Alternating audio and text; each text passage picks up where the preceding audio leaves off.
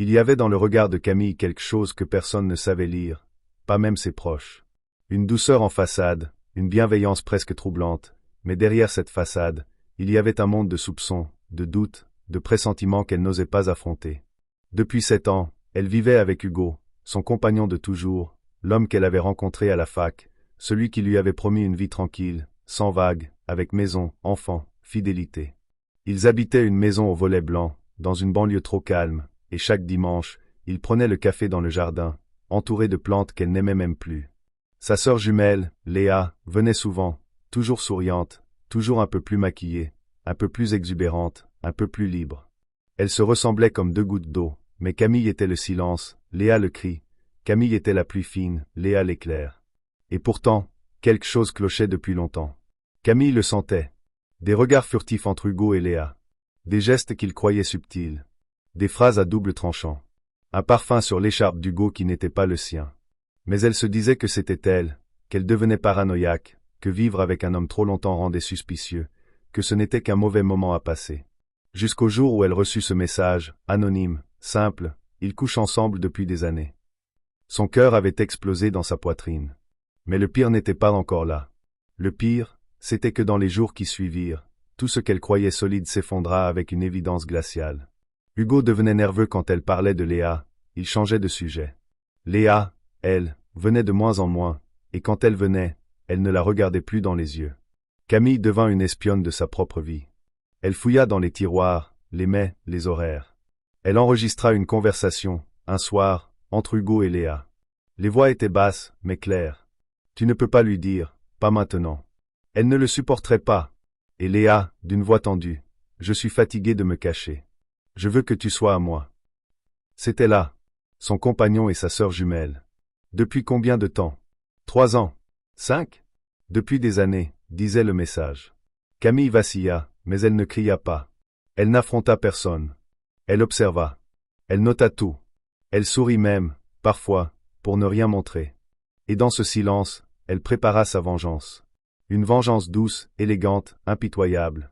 Camille savait désormais. Et savoir, c'était être libre. Plus de doute, plus de faux-semblants. Elle passait ses journées à rejouer chaque moment, chaque phrase, chaque week-end, chaque absence d'Hugo avec la précision d'une chirurgienne. Elle comprenait enfin pourquoi Léa avait refusé de venir au réveillon de Noël 2 années de suite, pourquoi Hugo prétextait tant de réunions à l'hôpital où il travaillait, pourquoi il semblait si tendu quand elle rentrait à l'improviste. Et chaque souvenir était une lame. Pourtant, Camille ne cria pas. Elle ne se confronta ni à l'un ni à l'autre. Elle les laissa penser qu'ils étaient toujours à l'abri. Elle embrassait Hugo comme d'habitude, elle envoyait à Léa des messages tendres, elle riait même à leurs blagues, comme si tout était intact. Mais derrière ses gestes, elle écrivait. Sur un vieux carnet qu'elle planquait sous le lit, elle notait tout, les dates, les rendez-vous secrets, les mots, les preuves. Elle savait que tôt ou tard, ils finiraient par s'enfoncer d'eux-mêmes dans la boue de leur duplicité. Et ce jour-là, elle serait prête. En attendant, elle mit en scène sa propre faiblesse, jouant la femme amoureuse, celle qui croit encore au dimanche main dans la main.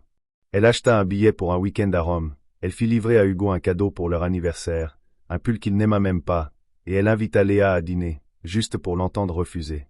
Je ne peux pas ce soir, j'ai un truc avec une amie. Mensonge. Camille savait déjà qu'Hugo serait aussi absent ce soir-là. Elle le suivit. Elle les vit. Dans une voiture, en bas d'un parking souterrain. Elle rentra chez elle et se regarda dans le miroir pendant longtemps.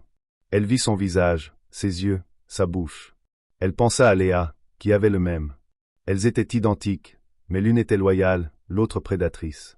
Camille se dit alors qu'il était temps de briser le miroir. Elle commença par envoyer une lettre. Pas à eux. À la mère.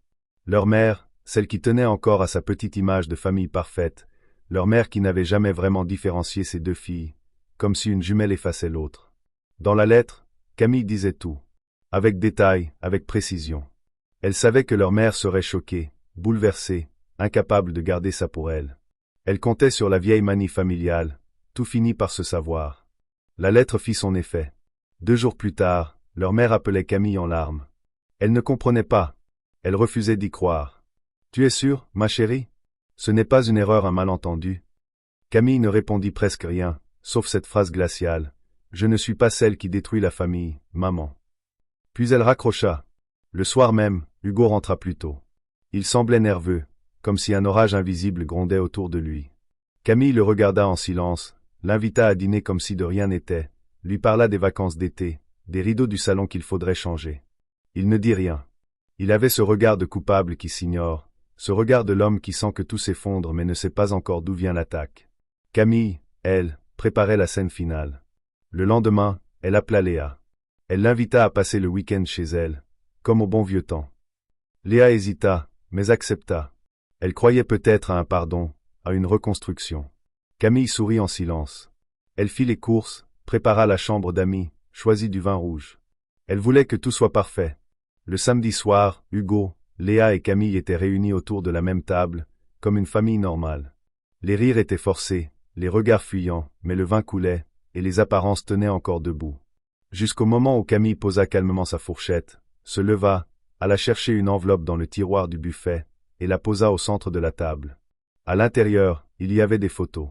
Beaucoup de photos. Des captures d'écran. Des messages. Des vidéos même.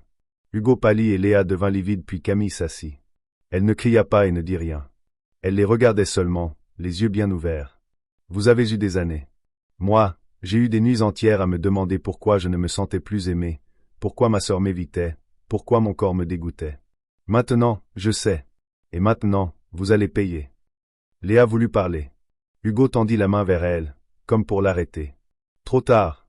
Camille avait tout enregistré. La caméra du salon, discrète, pointée sur eux, captait tout. La trahison, la panique, le naufrage. C'était ça, son cadeau final, les piéger dans leur propre honte, les mettre à nu, sans haine apparente. Juste les exposer à eux-mêmes. Ils étaient figés, tous les deux, comme des statues brisées. Hugo tentait de reprendre le contrôle, de parler, de nier peut-être, mais aucun mot ne sortait. Léa, elle, gardait les yeux fixés sur les photos. On la voyait nue sur certaines. D'autres montraient Hugo sortant de son immeuble tard dans la nuit, ou encore un échange de textos torrides. Tout était là, irréfutable. Camille les regardait sans haine. Plus maintenant. Elle avait dépassé la douleur. Elle avait quitté la jalousie. Ce qu'elle ressentait maintenant, c'était une sorte de puissance froide, une victoire calme. Ce n'était plus une scène de crise, mais un procès, et elle était juge, bourreau et témoin en même temps. Après quelques secondes de silence écrasant, Camille se leva. Elle sortit une petite clé USB de sa poche et la déposa à côté des photos. Ah, là-dessus, il y a les preuves. Le dossier est prêt à être envoyé à ton service RH, Hugo. Tu sais ce qu'ils font aux médecins impliqués dans des scandales de mœurs? Et toi, Léa, si tu penses que tu vas pouvoir continuer à vivre ici, avec cette image de la sœur parfaite, sache que maman sait tout. Et d'ici demain, toute la famille le saura aussi. Léa sanglotait. Elle ne disait rien. Elle se recroquevillait, minuscule, alors qu'elle avait toujours été la plus flamboyante. Hugo tenta de se lever à son tour, mais Camille lui fit un signe sec. Reste assis. Ce n'est pas fini. Elle alla chercher une valise déjà prête, la posa devant lui. Tu pars ce soir. Tu as 30 minutes. Après ça, j'appelle la direction de l'hôpital et je balance tout. Il la regarda, ahuri. Elle ne criait toujours pas. Elle était calme. Trop calme. Et c'est ce calme qui faisait peur. Il obéit. Pour la première fois depuis des années, il obéit. Il monta sans un mot, rassembla ses affaires. Léa resta là, pétrifiée, incapable de pleurer vraiment. Camille, elle, alla se servir un verre. Elle le but lentement, regardant par la fenêtre. Il pleuvait doucement, comme si le ciel venait bénir sa justice. Quand Hugo redescendit avec sa valise, elle le suivit jusqu'à la porte. Avant qu'il ne parte, elle lui dit « Tu pensais peut-être qu'aimer deux femmes identiques, c'était aimer deux fois. Mais non, c'était trahir deux fois plus. » Et elle claqua la porte.